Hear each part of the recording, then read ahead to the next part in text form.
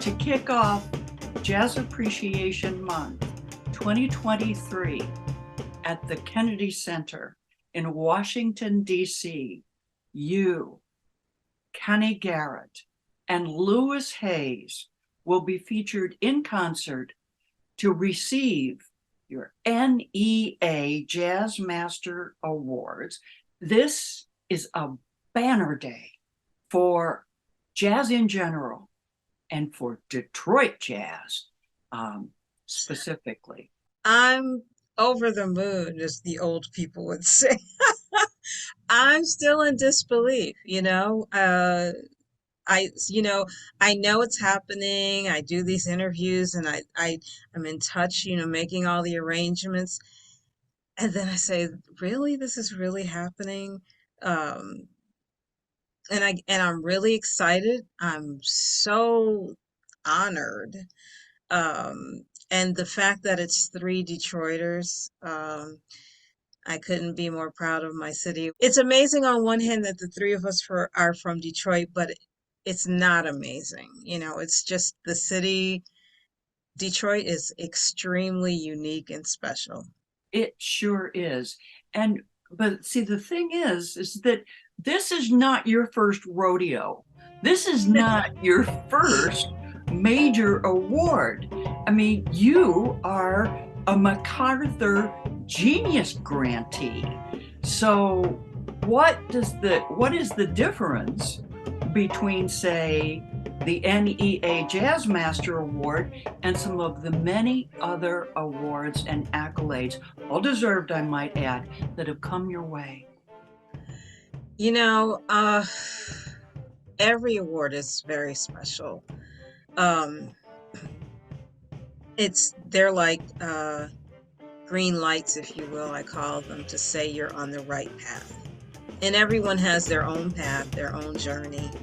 And so sometimes it feels like when you're out here doing this, doing music, being self-employed, sometimes it's like, what am I doing? And I think that's probably everyone at certain points in our lives, we question what we're doing.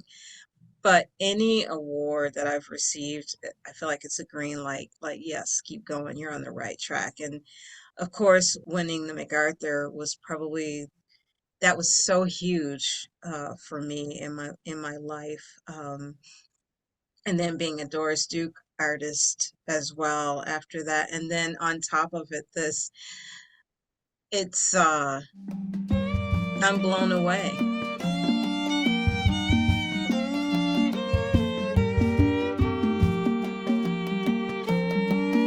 I know that the music comes through me, not from me.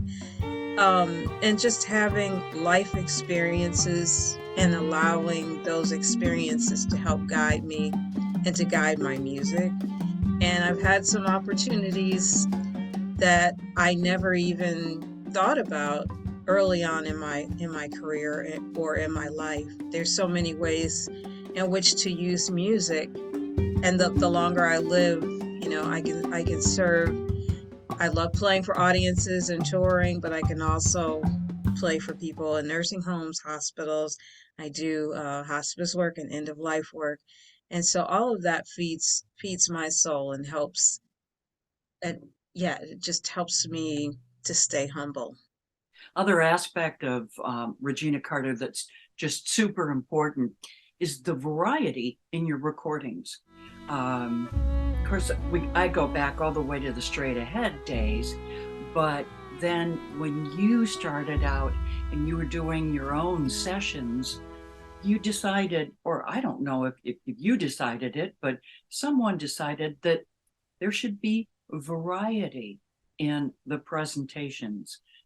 Well, it's interesting. I recorded with Atlantic, two solo records, and those records were considered smooth jazz, whatever that means. So, and when I signed with Verve, they wanted more of a straight ahead. And I remember turning in my first record, and the A&R, the artist and repertoire person assigned to me, said, "Well, your music is all over the place. People won't know how to categorize you or what." And I said, I'm not going to pick one thing. I love all of this music. It's just music. And growing up in Detroit and listening to the radio stations, we heard such a wide variety of music under that umbrella of jazz on the stations. There was Motown.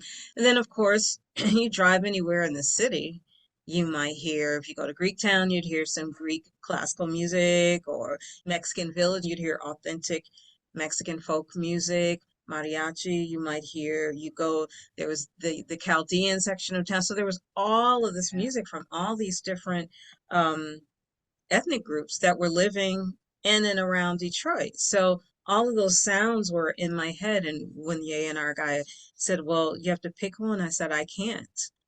All these sounds are there. So I need to be able to express music.